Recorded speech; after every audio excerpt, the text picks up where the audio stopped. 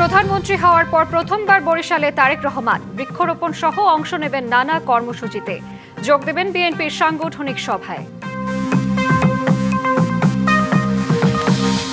আজও রাজধানীতে সকাল থেকে বৃষ্টি, নানামুখী প্রকল্প আর মোটা অঙ্কের টাকা বরাদ্দের পর জলাবদ্ধতার দুর্ভোগ কাটেনি ঢাকা ২ সিটির।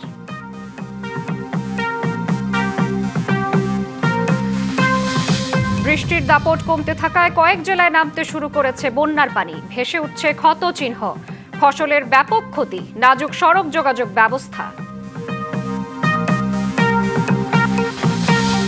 চট্টগ্রামে বন্যায় নিঃস্ব বহু মাছ চাষি ও কৃষক, ক্ষতির পরিমাণ ছাড়াতে পারে শত কোটি। বন্দরের বহির্নগরে ব্যাহত পণ্য ওঠানামা, সরবরাহ ব্যবস্থায় ধস। বরিশালে পৌঁছেছেন প্রধানমন্ত্রী তারেক রহমান। গৌরনদী উপজেলায় শরিকল বাটাজোর খাল পুনর্খনন ও পাড়ে ২,০০০ গাছের চারা রোপণ কর্মসূচির উদ্বোধন করবেন প্রধানমন্ত্রী। এরপর গৌরনদীতে ফ্যামিলি কার্ডের উপকার ভোগীদের সঙ্গে মতবিনিময় করবেন। সেখান থেকে বরিশাল নগরীতে ৩০ গোডাউন বধ্যভূমি খালের পাড়ে দেশি প্রজাতির ফল ও ফুল গাছের চারা রোপণ কর্মসূচির উদ্বোধন করবেন তারেক রহমান। এছাড়া বরিশালের জিআই পণ্য হিসেবে স্বীকৃতি পাওয়া আমড়া ও নারিকেল গাছের চারা রোপণ করবেন। বিকেলে বরিশাল জেলা শিল্পকলা একাডেমিতে বিএনপির সাংগঠনিক সভায় যোগ দিবেন প্রধানমন্ত্রী। সরকার প্রধান হিসেবে দায়িত্ব গ্রহণের পর বরিশাল বিভাগে এটিই তার প্রথম সফর। প্রধানমন্ত্রীর প্রথম সফরকে স্মরণীয় করে রাখতে ব্যাপক প্রস্তুতি নিয়েছে বিএনপি।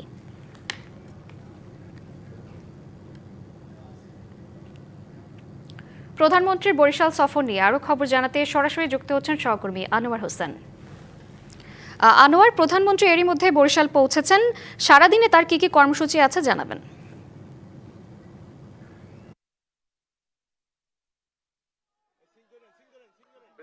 শ্রাবন্তী, শুরুতেই যে বিষয়টি একটু দেখাতে চাই, এরই মধ্যে কিন্তু প্রধানমন্ত্রী এসে উপস্থিত হয়েছেন, অর্থাৎ গৌরনদীর যে এই যে বাটাজোর অর্থাৎ শরিকল বাটাজোর যে খালের পাড়েই তো তিনি কিন্তু কথাও বলা শুরু করেছেন। আমরা একটু চেষ্টা করব তার কথাগুলো শুনতে, আপনার মাধ্যমে দর্শকদেরকে শোনাতে। আমি কপি এসেছিলাম 2004-এ এই এলাকায় কিন্তু আমি এসেছিলাম, মনে আছে? হয়তো অনেকের সাথে সেদিন দেখা হয়েছিল। আজকে আবার আলহামদুলিল্লাহ আল্লাহর মধ্যে বহু বছর পরে এসেছি। আজকে এখানে আসার মূল উদ্দেশ্যটা হচ্ছে যে আপনারা নিশ্চয়ই শুনেছেন, নির্বাচনের আগে আমরা কিন্তু বলেছিলাম যে সারা বাংলাদেশে আমরা অনেকগুলো কাজের মধ্যে মূল দুটো কাজ করতে চাই। একটা হচ্ছে এই খাল খনন, যেটা শহীদ রাষ্ট্রপতি জিয়াউর রহমান শুরু করেছিলেন। আরেকটা হচ্ছে বৃক্ষরোপণ সারা বাংলাদেশে, এটাও শহীদ জিয়া শুরু করেছিলেন। দেশনেত্রী খালেদা জিয়াও এই কর্মসূচি চালু রেখেছিলেন। এই কর্মসূচি আমরা আবার ইনশাল্লাহ বাংলাদেশে চালু করেছি। সেই বৃক্ষরোপণ কর্মসূচির অংশ হিসেবেই আজকে এখানে আমি এসেছি। এখানে বৃক্ষরোপণ আমরা করব। তবে এই যে বৃক্ষরোপণ করব, আমি আসার সময় রাস্তায় দেখলাম অনেকগুলো মানুষ রাস্তার দুই ধারে অনেকগুলো গাছের চারা নিয়ে তারা দাঁড়িয়ে আছে। কেউ কেউ রোপণ করেছেন, কেউ কেউ রোপণ করবেন। যেই চারাগুলো রোপণ হয়নি, আমি খেয়াল করে দেখলাম অনেকে চারা যে মাটিটা থাকে সেই মাটিটা একটা পলিথিন দিয়ে পেঁচানো থাকে, কিন্তু পলিথিনটা শুদ্ধ গর্তের মধ্যে দিয়ে দিয়েছে। তো পলিথিনটা শুদ্ধ যদি গর্তের মধ্যে আপনারা দিয়ে দেন তাহলে তো জানেন যে গাছটা নষ্ট হয়ে যাবে। তো যারা যারা এই কাজটা করেছেন দয়া করে সকলে ওই পলিথিনটা খুলে নিয়ে মাটি সহ গাছটা মাটিতে রোপণ করুন, নাহলে তো বৃক্ষরোপণ গাছটা মরে গেলে তো নষ্ট হয়ে যাবে, তাই না? সেই জন্য সকলকে আমাদেরকে যত্ন সহকারে এই কাজটি করতে হবে। এবং এই যে দেখেন বর্ষাকালে বৃষ্টি হয়, আচ্ছা ভাই আগে ডাক দেওয়া শেষ করি তারপরে স্লোগান দেয়, এখন না, আস্তে আস্তে। এখন এই যে দেখেন আমরা দেখেছি যে দেখেন চট্টগ্রাম অঞ্চলের দিকে প্রায় 5টি জেলাতে অনেক বৃষ্টিপাত হয়েছে। তার আগে আবার বৃষ্টিপাত ছিল না বেশ অনেকদিন, তাই না? বৃষ্টি এই যে হচ্ছে, মাঝখানে অনেকদিন গ্যাপ ছিল না বৃষ্টির। এই যে কখনো বৃষ্টি বেশি হচ্ছে, কখনো বৃষ্টি হচ্ছেই না প্রায়। এই যে আবহাওয়ার এই বিষয়টা, এটা কেন হচ্ছে? কারণ সারা পৃথিবীতেই আবহাওয়ার সমস্যা হচ্ছে, কিন্তু বাংলাদেশে বেশি হচ্ছে এই কারণ যে আগে আমরা যখন ছোট ছিলাম তখন শীতকালে যতটা শীত পড়তো, এখানে অনেক মুরব্বী আছে, মুরব্বীরা ভালো বলতে পারবেন যে এখন কিন্তু আগের মতন শীত পড়ে না, এখন আগের মতন শীত পড়ে না। আবার গরমের সময় অনেক বেশি গরম পড়ে। তো এই যে সব সমস্যাগুলো, এই সমস্যাগুলো যদি আমাদেরকে সমাধান করতে হয় বা এই সমস্যার কষ্টটা যদি কমিয়ে আনতে হয়, আমাদেরকে সারা দেশে অনেক গাছ লাগাতে হবে। 20 কোটি মানুষের দেশ, আমাদের যে পরিমাণ গাছ থাকা প্রয়োজন সেই পরিমাণ গাছ সারা বাংলাদেশে নেই। এবং সে কারণেই শহীদ জিয়া যে কর্মসূচিটি শুরু করেছিলেন, দেশনেত্রী খালেদা জিয়া এই যে বৃক্ষরোপণ কর্মসূচি থেকে এগিয়ে নিয়ে গেছিলেন, আমরাও বর্তমানে বিএনপি দেশ পরিচালনার দায়িত্বে আছে, আমরা অনেকগুলো কর্মসূচির পাশাপাশি আমাদের এই কর্মসূচিটাকেও সারা দেশে আমরা এই কর্মসূচিটা চালু রাখতে চাই। এবং ইনশাআল্লাহ আগামী 5 বছরে আমাদের পরিকল্পনা হচ্ছে যে আমরা 25 কোটি গাছ, আমরা আগামী 5 বছরে সারা দেশে 25 কোটি গাছের চারা আমরা রোপণ করব। এখন একটি গুরুত্বপূর্ণ বিষয় আছে, আজকে প্রায় এখানে 2000 গাছের চারা রোপণ করা হবে। যারা যারা যে গাছের চারাটি রোপণ করবেন, আপনাদের দায়িত্ব কিন্তু আজকে রোপণ করে চলে গেলেই কিন্তু, শুধু রোপণ করলেই কিন্তু কাজ শেষ হয়ে যাচ্ছে না। একটি শিশু যখন ভূমিষ্ঠ হয়, শিশুটা ভূমিষ্ঠ হলেই কিন্তু বাবা মায়ের কাজ শেষ হয়ে যায় না, বরং শিশুটা ভূমিষ্ঠ হবার পরে শিশুটাকে যত্ন সহকারে গড়ে তোলা, যত্ন সহকারে মানুষ করাই হচ্ছে সবচেয়ে আসল কাজ। কাজেই এই গাছটা যেটা আপনারা আজকে রোপণ করবেন, এই যে 2000 গাছের চারা রোপণ করা হবে, এই গাছটা কিন্তু শিশু গাছ, আজকে শিশুর মতন এটিকে বড় করতে হবে। কাজেই যারা যারা গাছের চারাটি রোপণ করবেন তাদের কাছে আমার অনুরোধ থাকবে, এবং যেই বাড়ির সামনে গাছটি রোপণ করা হচ্ছে সেই বাড়িতে যারা বসবাস করবেন অথবা আশেপাশে যদি দোকান থাকে, প্রত্যেকের কাছে আমার অনুরোধ থাকবে, আহ্বান থাকবে যে গাছটি একটা সাইজে বড় না হওয়া পর্যন্ত দয়া করে গাছটিকে যে যতটুকু পারেন, যেভাবে পারেন গাছটিকে দয়া করে যত্ন করবেন যাতে গাছটি বড় হতে পারে। কারণ এই গাছটি যদি বড় হয় আপনি বুক ভরে শ্বাস নিতে পারবেন। এই গাছটি যদি বড় হয়, এই গাছটি বড় হলে এই গাছের তলায় আপনি শান্তি মতন ছায়ায় বসতে পারবেন। কাজে এই গাছটি আমাদের উপকারের জন্যই হবে, শুধু আপনার না, আপনার সন্তান, আপনার পরিবার, আপনার এলাকার মানুষ, আপনার পাড়ার মানুষ সকলে এই গাছের সুবিধা পাবে। গাছটির গরমকালে যখন গাছটি বড় হবে, গরমকালে যখন বাতাস হবে গাছটিতে, সেই বাতাসের যে শান্তির স্পর্শ বাতাস সেটিও আপনি পাবেন। কাজেই আসুন, আমরা যদি আমাদের এলাকাটাকে সুন্দর করতে চাই, আমরা যদি আমাদের দেশটাকে সুন্দর করতে চাই, তাহলে অবশ্যই আমাদেরকে এই গাছের যত্ন নিতে হবে, বৃক্ষ রোপণ করতে হবে। এই বৃক্ষটি বড় হলে যাতে এই বৃক্ষের সুবিধা সকলে পায়, প্রত্যেকটি মানুষ পায়, ওই বৃক্ষের আশেপাশে যারা বসবাস করেন প্রত্যেকটি মানুষ যাতে সেই বৃক্ষের সুবিধাটা পায়, আমাদেরকে সেটাই চেষ্টা করতে হবে। আসুন, আল্লাহর নাম নিয়ে বিসমিল্লাহ বলে আমি আমার চারাটি রোপণ করছি। যারা যারা এখনো রোপণ করেননি তাদেরকে অনুরোধ করব, কিন্তু মূল কথা হচ্ছে যে শুধু আজকে রোপণ করে চলে গেলেই হবে না, গাছটির যত্ন নিতে হবে যাতে গাছটি বড় হতে পারে। আপনি যেরকম সন্তানকে দেখেন বড় হতে, সন্তান যত বড় হয় আপনার বুকটা ভরে উঠে আনন্দে, ঠিক এই গাছটি যারা যারা রোপণ করছেন বা গাছের যাদের দোকানপাট, বাসা বাড়ির আশেপাশে বা সামনে এই গাছের চারাটি রোপণ করার পরে গাছটি যখন বড় হবে, দেখবেন সন্তান বড় হওয়ার যে আনন্দ, ঠিক গাছটি যখন যত বড় হবে দেখবেন একই রকম আপনি আনন্দ পাবেন। আসুন, আল্লাহ দেওয়া এই নিয়ামত, এই আনন্দটি আমরা আজকে সকলে ভাগ করে নিই। হ্যাঁ, আপনারা আজকে যারা 2500, 2000 না, এখানে 2500 গাছ রোপণ করা হবে, যারা 2500 গাছের চারা রোপণ করবেন তাদের সকলকে আমি অনুরোধ করবো, আসুন সুন্দরভাবে আমরা চারাটি রোপণ করি, আমরা একসাথে আজকে 2500 চারা রোপণ করি আগামী 2 মিনিটের মধ্যে। হ্যাঁ, আচ্ছা, বৃক্ষরোপণ উপলক্ষে একটা সুন্দর স্লোগান আমরা তৈরি করেছি, বৃক্ষরোপণে সাজাই দেশ সবার আগে, বৃক্ষরোপণে, জোরে, বৃক্ষরোপণে সবার আগে, হলো না, আরো জোরে বলতে হবে, বৃক্ষরোপণে সবার আগে। আসেন বিসমিল্লাহ বলে আমরা গাছের চারাটি রোপণ করি। শ্রাবন্তী, আপনি শুনছিলেন যে প্রধানমন্ত্রী তারেক রহমান তিনি যে গৌরনদীতে অর্থাৎ বরিশালের গৌরনদীতে এসেছেন এবং এখানে শরিকল এবং বাটাজোর খালের পাড়ে তিনি বৃক্ষরোপণ করছেন। আপনি নিশ্চয়ই দেখতে পাচ্ছেন এখানে একটি নারিকেলের চারা তিনি রোপণ করছেন এবং যে কথাটি তিনি প্রারম্ভিক ছোট করে তিনি বললেন বা বলার চেষ্টা করলেন সেটি হচ্ছে যে প্রধানমন্ত্রী অর্থাৎ এই যে বৃক্ষরোপণটা যে কতটা গুরুত্বপূর্ণ, গাছের যে কতটা গুরুত্বপূর্ণ সেই বিষয়গুলি তুলে ধরলেন এবং তিনি সর্বোপরি যে জিনিসটি সামনে নিয়ে এসেছেন তার এই ছোট বক্তব্যে নিশ্চয়ই আপনি দেখতে পাচ্ছেন গাছের একটি চারা তিনি রোপণ করছেন ঠিক এই মুহূর্তে। এবং তার বক্তব্যের মধ্যে যে বিষয়টি উঠে আসলো সেটি হচ্ছে যে গাছের চারা রোপণ না শুধু রোপণের পর এটার যে পরিচর্যা রয়েছে, অর্থাৎ একটি সন্তানকে আসলে আমরা যেভাবে পরিচর্যা করি ঠিক তেমনি ভাবেই গাছের যে পরিচর্যা সেই কথাটি কিন্তু আসলে তিনি তুলে ধরেছেন। অর্থাৎ এই যে বিশ্বায়নের যে অবস্থা, জলবায়ু পরিবর্তনের যে উষ্ণায়ন যে অবস্থায় বিরাজ করছে সেই কথাটিও কিন্তু আসলে তিনি তুলে ধরেছেন। তো যে জায়গা থেকেও তার বক্তব্যের আসলে মূল বিষয়টি কিন্তু আসলে উঠে এসেছে যে আসলে বৃক্ষরোপণের আসলে কোনো বিকল্প নেই আসলে বাংলাদেশে, এবং আগামীর বাংলাদেশ গড়তে তিনি এটাকেও বড় আকারে অর্থাৎ জোর দিলেন এমনটা। তিনি আরেকটি চারা রোপণ করছেন, আমরা দেখতে পাচ্ছি সেটি হয়তো নিম গাছের চারা, তিনি আরেকটি গাছের চারা রোপণ করছেন। এবং সর্বোপরি এই যে খালটি আছে, অর্থাৎ এই যে গৌরনদী এলাকায় যে শরিকল এবং বাটাজোর খাল, এটি কিন্তু একবারই কিন্তু সম্প্রতি এটা খনন করা হয়েছে, নব খননকৃত আসলে এই খালের পারে এই যে বৃক্ষরোপণ কর্মসূচি আমরা দেখেছি যে বিভিন্ন সময় সরকারের পক্ষ থেকে, বিশেষ করে প্রধানমন্ত্রী এই কথাটি বারবার বলেছেন যে এই যে খাল খনন কর্মসূচি এবং খালের পাশ দিয়েই তিনি আসলে বৃক্ষরোপণ একটু সবুজায়ন করতে চান, তারই আসলে অংশ হিসেবে আমরা এটি বলতে পারি। তিনি আরেকটি গাছের চারা রোপণ করছেন। এবং যদি বলি এই যে কর্মসূচিটি আছে বরিশালে আজকে, এখান থেকেই তিনি আরেকটি কর্মসূচি, অর্থাৎ এই গৌরনদী যে এলাকা তার পাশেই মহাসড়ক, তার পাশে হচ্ছে ফ্যামিলি কার্ড তিনি বিতরণ করবেন বাটাজোর এলাকায়। তো সেখানে তিনি অল্প কিছুক্ষণের মধ্যে পৌঁছাবেন।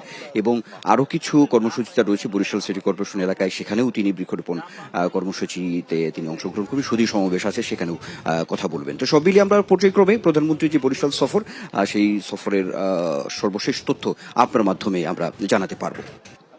আনোয়ার, ধন্যবাদ আপনাকে। একদিনের বৃষ্টিতে ডুবেছিল রাজধানীর অনেক জায়গা। রবিবারের মতো আজ ভারী বর্ষণ না থাকলেও সকাল থেকে বৃষ্টি হচ্ছে নানা মাত্রায়। এদিকে ঢাকার 2 সিটি কর্পোরেশন প্রতি বছর জলাবদ্ধতা নিরসনে মোটা অঙ্কের বরাদ্দ নানামুখী প্রকল্প গ্রহণ করলেও বাস্তবের ফলাফল প্রায় শূন্য। উন্নয়ন প্রকল্পের নামে প্রতি বছর 200 থেকে 300 কোটি টাকা খরচ হলেও ভারী বৃষ্টিতে তলিয়ে যায় রাজধানীর বিভিন্ন এলাকা। ভুক্তভোগীরা বলছেন, শুধু কাগজে কলমে নয়, জলাবদ্ধতা নিরসনে নিতে হবে টেকসই পদক্ষেপ। তিলোত্তমা ঢাকা নগরীর দীর্ঘদিনের চেনা অসুখ, আর এই অসুখ সারাতে প্রতি বছর 2 সিটি কর্পোরেশনের যে উদ্যোগ তা যেন শুধুই শুভঙ্করের ফাঁকি। তীব্র জলাবদ্ধতায় স্কুল, অফিস কিংবা চিকিৎসার মতো অতি প্রয়োজনীয় সেবা নিতেও দুর্ভোগে নাকাল হচ্ছেন নগরবাসী। গত অর্থবছরে 200 কোটি টাকা বরাদ্দ হয়েছিল, তো সেই সমস্ত টাকা দিয়ে কি উন্নয়ন হলো, কি কাজ হলো? এই পানি যদি নিষ্কাশন না হয়। সরকার এত টাকা বাজেট করতেছে, তারা কাজ করতেছে, সবসময় দেখতেছি রাস্তার পাশে ড্রেন নির্মাণ করতেছে, তা আলটিমেটলি কোনো ফলাফল পাচ্ছি না আমরা। সিটি কর্পোরেশনের যারা আছে তাদেরকে সেখানে দেখা উচিত যে এখানে কি ভোগান্তি হচ্ছে মানুষের। জানা গেছে, জলাবদ্ধতা নিরসনে সমন্বিত পরিকল্পনা হাতে নিয়েছে 2 সিটি। IWM ও বিশ্বব্যাংকের সহায়তায় হবে মোক্ষম এই পরিকল্পনা, যে পরিকল্পনায় ড্রেন, খাল, আউটলেট ও পাম্পিং স্টেশনকে আনা হবে এক ছাতার নিচে। দক্ষিণ সিটির প্রশাসক জানালেন, পানি নিষ্কাশনে ঢাকার জলাধার পুনর্খনন, শীতলক্ষা ও বুড়িগঙ্গায় সংযোগ স্থাপন সহ বেশ কিছু কর্মপরিকল্পনা রয়েছে। তাৎক্ষণিকভাবে যেটা চেষ্টা করেছে যে কয়েকটা মোবাইল পাম্প সংগ্রহ করেছে। নিউ মার্কেট এই অঞ্চলের পানিগুলো সরার জন্য একটা বিকল্প ওয়ে আউট আমরা ব্যবস্থা করার জন্য অলরেডি আমরা কার্যকর দিকে যাচ্ছি। আরেকটা যেটা ওল্ড টাউনের যে পানিগুলো জমে থাকে সেটার আরেকটা বিকল্প ব্যবস্থা করতে হবে, কারণ ওইখানে পুরনো ড্রেনেজ ব্যবস্থাগুলো একেবারে ধসে গেছে। প্রশাসনের উদ্যোগের পাশাপাশি জলাবদ্ধতার দুর্ভোগ কমাতে সবাইকে একসাথে কাজ করার আহ্বান তার। জাকারিয়া খান, ডিবিসি নিউজ, ঢাকা। এখন তুমিও পেতে পারো আমার মতন সফট আর গ্লোয়িং স্কিন আর 3 ভর সুরভিত আত্মবিশ্বাসের গ্যারান্টি তিব্বত লাক্সারি সোপ, বাংলাদেশের রূপ। বৃষ্টি কম হওয়ায় বান্দরবান, কক্সবাজার ও চট্টগ্রাম সহ কয়েকটি জেলায় বন্যার পানি কমতে শুরু করেছে। তবে ভোগান্তি কমেনি দুর্গতদের। বন্যা পূর্বাভাস ও সতর্কীকরণ কেন্দ্র জানিয়েছে, সুরমা নদীর ছাতক পয়েন্টে পানি বিপদসীমার 15 সেন্টিমিটার, কুশিয়ারা নদীর ফেঞ্চুগঞ্জ পয়েন্টে 27 সেন্টিমিটার ও মারকুলি পয়েন্টে 7 সেন্টিমিটার, সোমেশ্বরী নদীর কলমাকান্দা পয়েন্টে সেন্টিমিটার ওপর দিয়ে প্রবাহিত হচ্ছে। বান্দরবানের জেলা উপজেলা থেকে পানি নেমে গেছে। ডুবে যাওয়া প্রতিষ্ঠান, বাসাবাড়ি, অফিস পরিষ্কারে ব্যস্ত সবাই। ভেসে উঠছে ক্ষতচিহ্ন।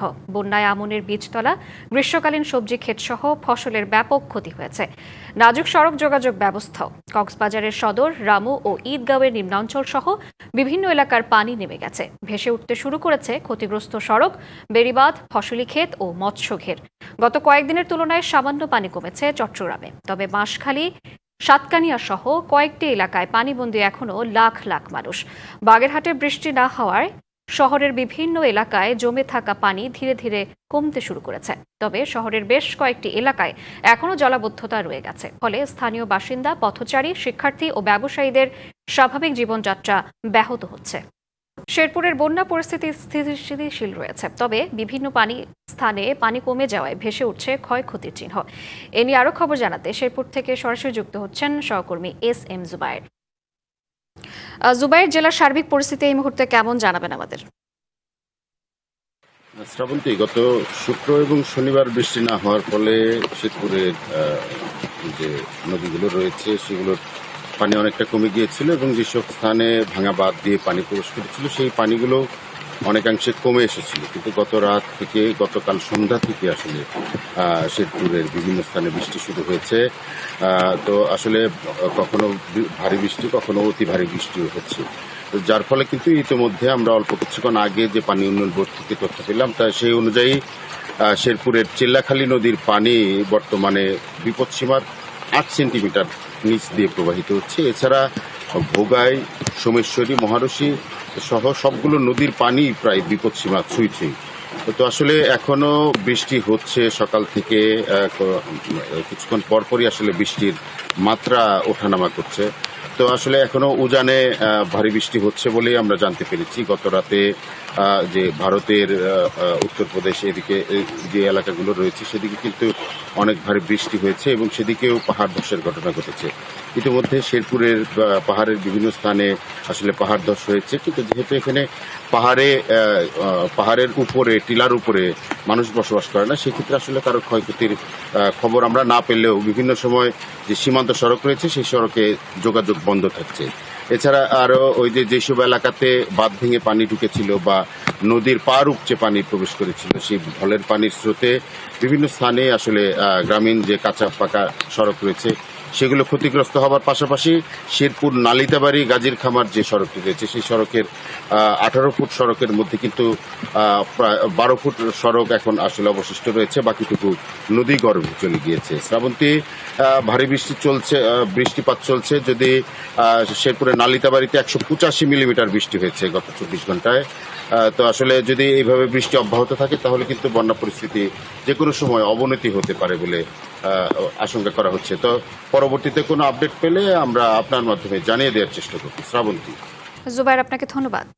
ভুল চিকিৎসায় রাজধানীতে বিশ্ববিদ্যালয়ে শিক্ষার্থীর মৃত্যুর অভিযোগ উঠেছে। এই ঘটনায় উত্তপ্ত শ্যামলীর সিটি কেয়ার জেনারেল হাসপাতাল। স্বজনরা জানান, ঘুমের ওষুধ খেয়ে অসুস্থ হয়ে পড়লে তাকে ভর্তি করা হয় ওই হাসপাতালে। পরে ইনজেকশন পুশ করলে অবস্থার অবনতি হতে থাকে। পুলিশ বলছে, ময়নাতদন্ত রিপোর্ট পেলে নেওয়া হবে আইনি ব্যবস্থা। একমাত্র সন্তানকে হারিয়ে এমন আহাজারি মায়ের। তার অভিযোগ, ভুল চিকিৎসার কারণেই মৃত্যু হয়েছে ছেলে আদ্দিনের। আমার ছেলে সুস্থ বৈশা ছিল, মারা যাওয়ার 1 ঘন্টা আগেও আমার ছেলে সুস্থ বৈশা আছে, বাজে নিচে প্যান্ট পড়ছে, নিজে সুস্থ। আমার ছেলে স্পষ্ট কথা বলতেছে, আমার ছেলে বলতেছে মা আমাকে নিয়ে যাও। ঘুমের মেডিসিন খেয়ে অসুস্থ হয়ে পড়লে প্রথমে সোহরাওয়ার্দী হাসপাতালে নিয়ে যাওয়া হয় তাকে। পরে শ্যামলী সিটি কেয়ার জেনারেল হাসপাতাল অ্যান্ড ডায়াগনস্টিক সেন্টারে ভর্তি করেন স্বজনরা।